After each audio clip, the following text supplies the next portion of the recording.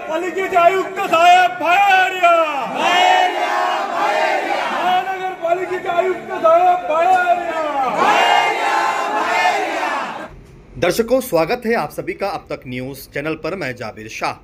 दर्शकों, आज लोकशाही धड़क मोर्चा के नेतृत्व वो संस्थापक शेखर दादा पगार के नेतृत्व में निकला एक आदिवासी बांधवों का मोर्चा मालेगांव महानगर पालिका हद्दी में वाघवाड़ी बस्ती, जहां पर रहने वाले लोगों को आज तक बरस से मूलभूत सुविधाएं नहीं मिल रही है। उन्हें आज भी रास्ता, पानी, लाइट, स्कूल बच्चों के लिए ऐसी मूलभूत सुविधाओं से वो वंचित है, जिसको लेकर उन्होंने अपनी शिकायत लोकशाही धड़क मोर्चा के संस्थापक शेखर पगार को सुनाई। शेखर पगार ने लोकशाही धड़क मोर्चा के नेतृत्व में ढोल बजाओ आंदोलन निकालकर मालेगांव महानगर पालिका के विरुद्ध आदिवासी और वाघवाड़ी बस्ती के रहने वाले लोगों के साथ मालेगांव शहर सरदार मार्केट गुड़ बाजार से पैदल ढोल बजाओ मोर्चा निकाला और मालेगांव महानगर पालिका पहुंचे। मकसद क्या था ढोल बजाओ आंदोलन का? लोकशाही धड़क मोर्चा के संस्थापक शेखर पगार का कहना यह है कि जो प्रशासन सोया हुआ है, जिन्हें जनता की मूलभूत सुविधाएं ना दिखाई देती हो, ना सुनाई देती हो, तो उन्हें ढोल बजाकर उठाने की जरूरत है। इसीलिए लोकशाही धड़क मोर्चा ने यहां ढोल बजाओ आंदोलन किया और मालेगांव महानगर पालिका में ही ढोल बाजे के साथ घुस गए। पूरा प्रशासन हिल गया। मालेगांव महानगर पालिका में प्रशासन अधिकारियों के साथ नोकझोंक हुई और आश्वासन दिया गया कि आने वाले 25 तारीख गुरुवार यानी कि जुमेरात के दिन संबंधित विभाग के सभी अधिकारियों के साथ, कर्मचारियों के साथ मालेगांव महानगर पालिका की वो टीम जो आज तक वहां नहीं पहुंची थी, सभी संबंधित विभाग के सभी अधिकारी कर्मचारी वाघवाड़ी बस्ती पहुंचेंगे और इन आदिवासी बस्तियों की क्या क्या मूलभूत सुविधाएं हैं, उन सभी सुविधाओं का समाधान किया जाएगा। ऐसा आश्वासन का एक लिखित स्वरूप का लेटर भी लोकशाही धड़क मोर्चा के संस्थापक शेखर पगार को दिया गया, जिस पर हमने शेखर दादा पगार से मुलाकात की है और उनकी आने वाली अगली भूमिका क्या होगी, इस पर भी बातचीत की है। आइए सुनते हैं क्या कहा शेखर पगार।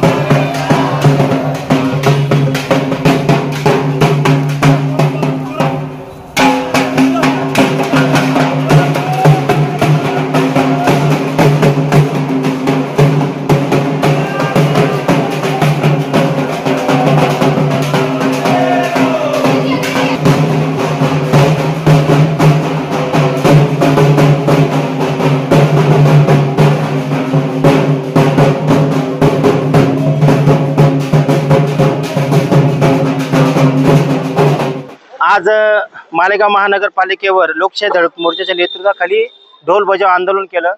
या आंदोलनाला फार मोठ्या प्रमाणात उपस्थिती होती नागरिकांची।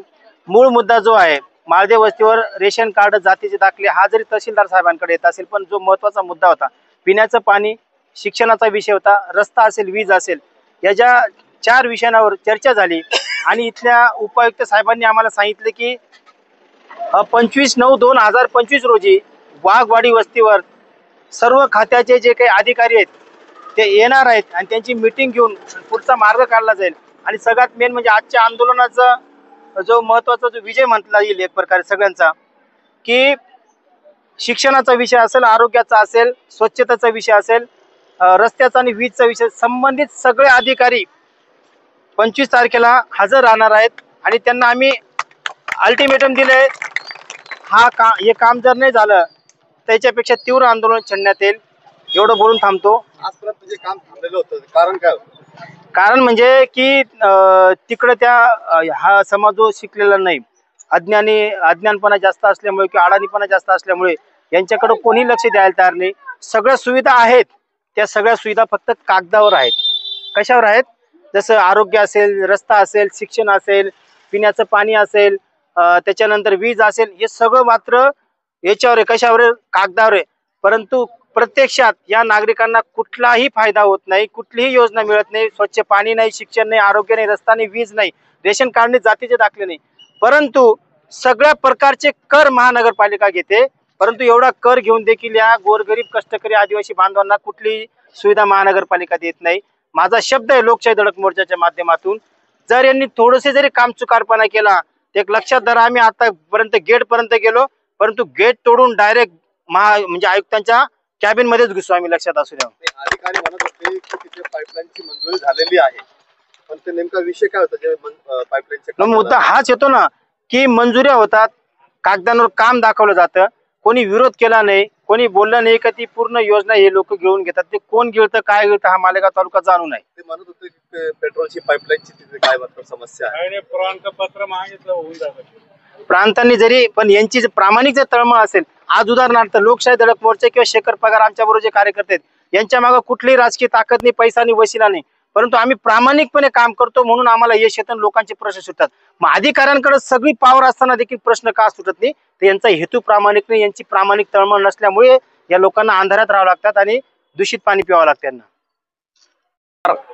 मी निलेश बापू सोनवणे, लोकशाही धडक मोर्चा कार्यकर्ता.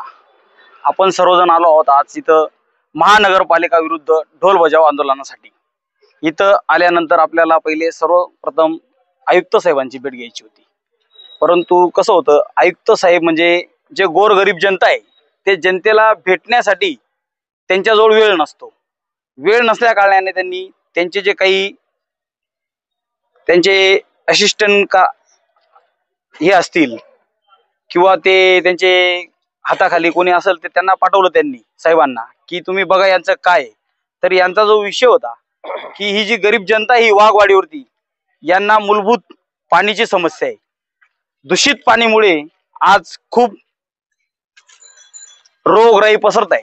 या रोगराईवरती जे आमचे संस्थापक आहे लोकशाही धडक मोर्चाचे शेखरदादा पगार यांच्या नेतृत्वाखाली इथं हा मोर्चा आला होता आणि निवेदन देऊन आणि त्यांनी आम्हाला आश्वासन दिलंय की आम्ही तुमचं जेही काही असेल, पाण्याची समस्या असेल, शाळेची समस्या असेल किंवा तुम्हाला घरकुलाची समस्या असेल, या समस्यांवरती त्यांनी सर्व समस्यांवरती त्यांनी आम्हाला आज आश्वासन दिलं, लेखी आश्वासन दिलं की आम्ही येत्या 25 तारीखपर्यंत तिथं सर्व अधिकारी येतील आणि जागेवरती तो न्याय निवाडा करून देतील. एवढंच बोलतो. जय हिंद, जय जवान, जय किसान.